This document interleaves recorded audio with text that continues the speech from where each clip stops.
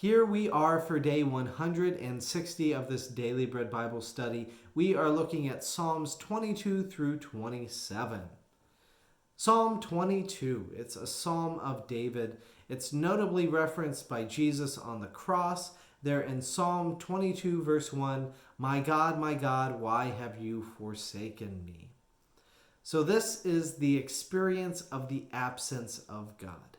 A real experience felt by King David and felt by Jesus. It's something that we as believers will feel at some point in time in our life as well too. The lack of God's presence being visibly seen by us. So even though God may be present with us, just the fear and the I guess sadness for not seeing that, that I don't know how better to describe it, but the experience of the absence of God is truly, it's truly disheartening.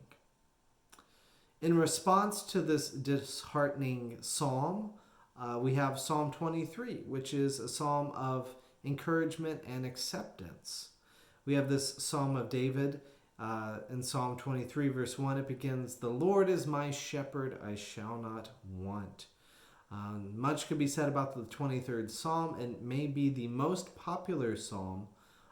It is often presented at funerals as a way to comfort people and to remind people of God's comforting presence and the experience of the presence of God in contrast to Psalm 22, the experience of the absence of God.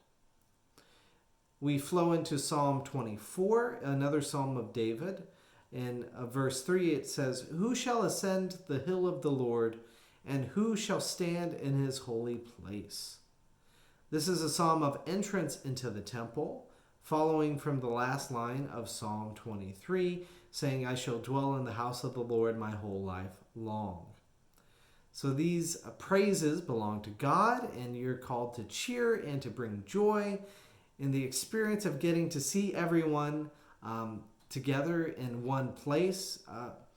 Christian fellowship, it is an incredibly powerful gift, being able to be united with other believers and to experience that. That is something that I hope continues for Christian community for a long time.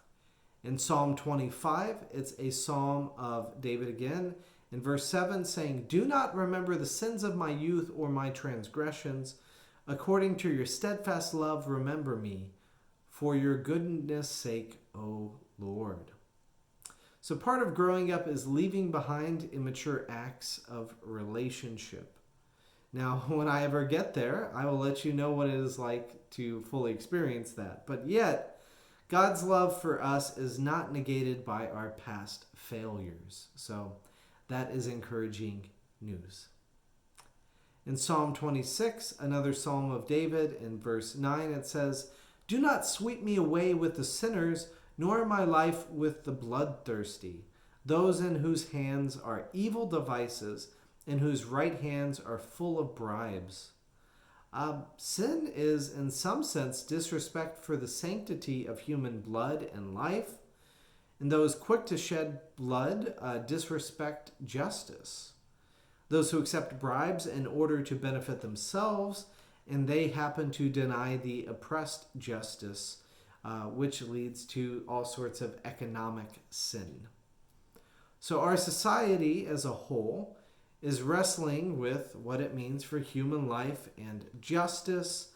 There are many voices, all sorts of communities at this moment in time which have historically been, I guess, neglected, that are calling for change and reform. So the reality is, yes, we need to listen to the voices that challenge the dominant narrative, especially if we feel like we are included in what might be the dominant society or the dominant cultures within our society. So may we be patient in understanding and quick to address justice, be willing to listen even more than we speak. In Psalm 27, it's another psalm of David, and in verse 13, I believe that I shall see the goodness of the Lord in the land of the living. Wait for the Lord, be strong, and let your heart take courage. Wait for the Lord. So this is a message of hope for those who find themselves in the presence of their enemies. King David trusts in God's strength, a stronghold, as he mentions, instead of his own strength. May we find hope and courage in challenging situations and again turn to God in the midst of those challenges.